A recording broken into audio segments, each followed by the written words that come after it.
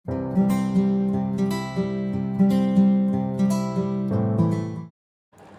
Friends, welcome to Roja classic. இன்றைக்கி நம்ம வீடியோவில் குடமிளகா மெயினாக வச்சு நம்ம இன்றைக்கி சமைக்க போகிறோம். இந்த குடமிளகாவில் பார்த்தீங்கன்னா கிரேவி செய்யலாம், அப்புறம் பார்த்தீங்கன்னா குடமிளகா வெரைட்டி ரைஸ் செய்யலாம். இந்த மாதிரி குடமிளகாய் வச்சு நிறைய ரெசிபி செய்யலாம். குடமிளகாயால் சட்னி கூட செஞ்சு நான் வீடியோ பார்த்தேங்க. நம்ம இன்றைக்கி இந்த குடமிளகாய் வச்சு ரொம்பவே டேஸ்ட்டான ஒரு வெரைட்டி ரைஸ் ரெசிபி தான் செய்ய போகிறோம். நான் வந்து பார்த்திங்கன்னா இதுக்கு ஒரு குடமிளகாய் எடுத்துருக்கிறேன். வெங்காயம் பார்த்திங்கன்னா கொஞ்சம் பெரிய சைஸ் வெங்காயமாக, குடமிளகாய் எந்த அளவுக்கு இருக்குமோ அந்த சைஸில் வெங்காயமும் அதே அளவுக்கு ஒரு தக்காளியும் எடுத்துருக்கிறேன். இது எல்லாம் தான் நான் கட் பண்ணி எடுத்து வச்சுருக்கிறேன். இப்போ இந்த குடமிளகாய், இந்த ஒரு வெங்காயம் ஒரு குடமிளகாய் சைஸில் எடுத்துக்கிறேன். இதெல்லாம் வச்சு நம்ம இன்றைக்கி சமைச்சிடலாம். இதுக்கு நான் முதல்ல வந்து பார்த்திங்கன்னா ஒரு கடாய் வச்சுருக்கிறேன்.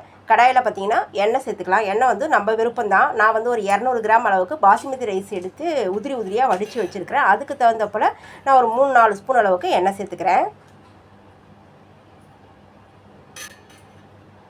எண்ணெய் பார்த்திங்கன்னா அளவாக சூடு ஏறி வரணும். அது வரைக்கும் கொஞ்சம் நேரம் வெயிட் பண்ணி விட்டுட்டு ஒரு மசாலா ஃப்ளேவர் வரணுன்றதுக்காக ஒரு 2 கிராம்பு மட்டும் சேர்த்துக்கலாம்.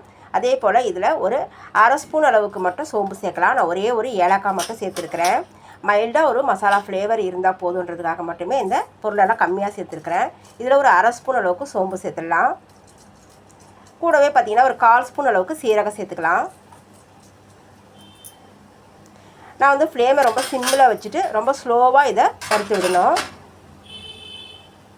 இது ஸ்லோவாக வறுபட்டு நல்ல ஒரு ஃப்ளேவர் வரும். அது வரைக்கும் கொஞ்சம் நேரம் வெயிட் பண்ணணும்.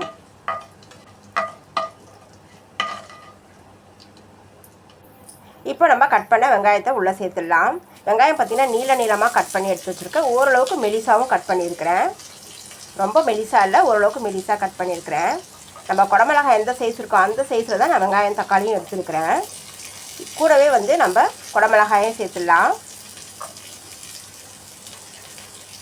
இதில் பச்சை மிளகான்னு பார்த்தீங்கன்னா ஒரே ஒரு பச்சை மிளகாய் எடுத்து கட் பண்ணி வச்சுருக்கேன். அந்த பச்சை மிளகாயை உள்ளே சேர்த்துடலாம்.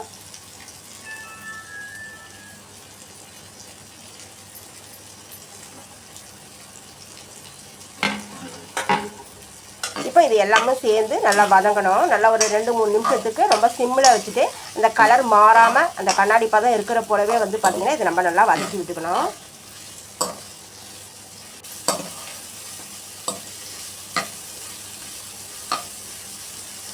நல்லா ஒரு 2-3 நிமிஷத்துக்கு அப்புறம் இப்போ நம்ம தக்காளி உள்ளே சேர்த்துடலாம். தக்காளி பார்த்திங்கன்னா அதே போல் கொஞ்சம் பெரிய சைஸ் தக்காளி ஒரு தக்காளி எடுத்துருக்கேன். குடமிளகா சைஸுக்கு ஒரு தக்காளி எடுத்து நீல வாக்கில் அதையுமே கட் பண்ணியிருக்கிறேன். இப்போ தக்காளியும் சேர்த்து நம்ம நல்லா வதக்கி விட்டுடணும்.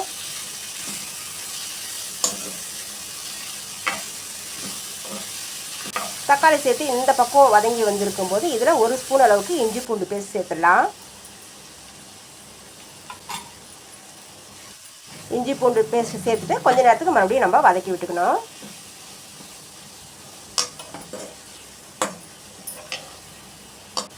இப்படி வதங்கும் போதே பார்த்தீங்கன்னா குடமிளகாய், வெங்காயம், தக்காளியெல்லாம் பார்த்தீங்கன்னா ஓரளவுக்கு வதங்கி வந்திருக்குது.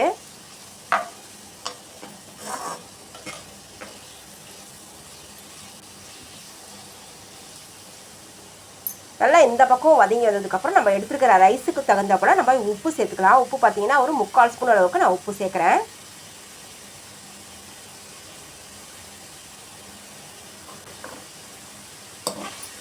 உப்பு சேர்த்து கொஞ்சம் நேரத்துக்கு கலந்து விடும்போது பார்த்திங்கன்னா கொஞ்சம் சீக்கிரமாகவே தக்காளி இந்த வெங்காயமெல்லாம் கொஞ்சம் குழவாக வர்ற போல் வந்துடும்.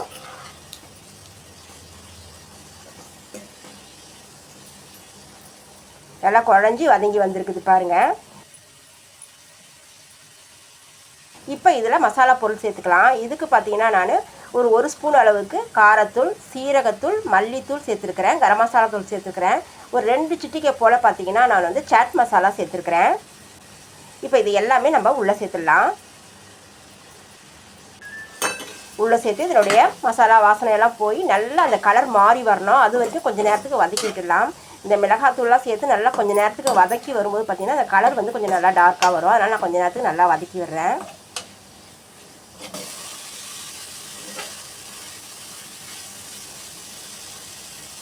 வதக்கி விட்டதுக்கப்புறம் இதில் ஒரு 4 முட்டையில் உடச்சி ஊற்றிடலாம். நீங்கள் முட்டை சேர்க்காமலே இதில் வெறுமனே ரைஸ் சேர்த்து நல்லா கலந்து சாப்பிட்டாலே ரொம்ப ஃப்ளேவரபுளாக இருக்கும். முட்டை சேர்க்கறதால பார்த்தீங்கன்னா இன்னமும் கொஞ்சம் டேஸ்ட்டாக இருக்கும். முட்டை சேர்த்து இந்த மசாலாவோடு சேர்த்து நல்லா கலந்து விட்டுடணும். முட்டை வேகிறதுக்கு ஒரு 2-3 நிமிஷம் தான் ஆகும். அந்தளவுக்கு கலந்து விட்டுடணும்.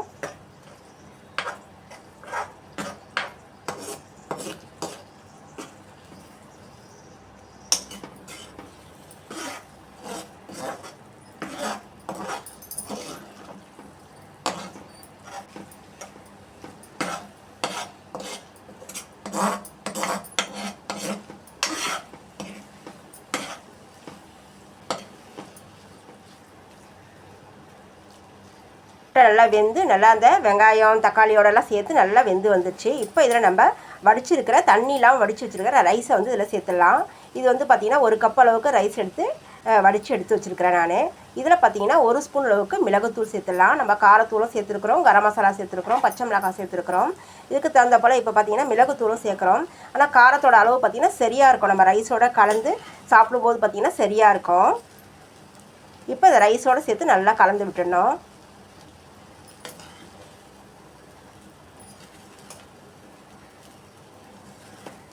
இப்போ இந்த குடமிளகாயோட சேர்த்து இந்த ரைஸெல்லாம் சேர்த்து நல்லா கலந்து விட்டுட்டேன். கடைசியாக கொஞ்சம் புதினா மல்லித்தழையை நல்லா பொடியாக நறுக்கி மேலே சேர்த்துடலாம்.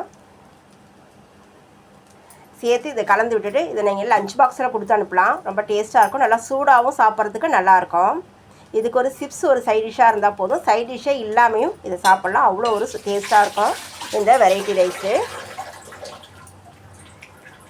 நீங்களும் குடமிளகா முட்டை சேர்த்து இதை போல் ஒரு வெரைட்டி ரைஸு செஞ்சு பாருங்கள். நீங்கள் செஞ்சுருப்பீங்க. நான் என்னோடய ஸ்டைலில் செஞ்சு உங்களோட ஷேர் பண்ணியிருக்கிறேன். எனக்கு லைட்டாக உப்பு கொஞ்சம் பத்தாத போல் இருந்துச்சு. அதனால் நான் மறுபடியும் கொஞ்சமாக உப்பு சேர்த்துருக்கிறேன். 1/4 ஸ்பூன் அளவுக்கு மட்டும் உப்பு சேர்த்துருக்கிறேன். உப்பு சேர்த்து இதை மறுபடியும் எல்லாத்தையும் ஒரு தடவை நம்ம கலந்து விட்டுடணும்.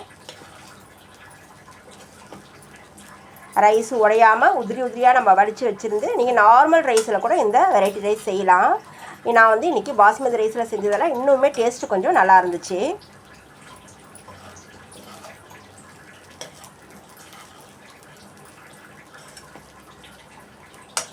அவ்வளோதாங்க. இதெல்லாம் சூடாகவும் சாப்பிட்லாம், ஆறுனதும் சாப்பிட்லாம். டேஸ்ட் வந்து மாறாது, அப்படியே இருக்கும்.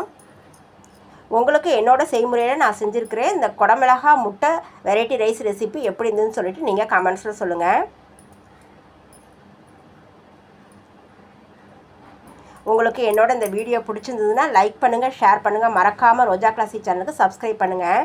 ரோஜா கிளாசிக் சேனலில் இருக்கிற மற்ற வீடியோஸையும் போய் பாருங்கள். நிறை குறைகளை என்னோட ஷேர் பண்ணுங்கள். நம்ம அடுத்த வீடியோவில் பார்க்கலாம். தேங்க்யூ.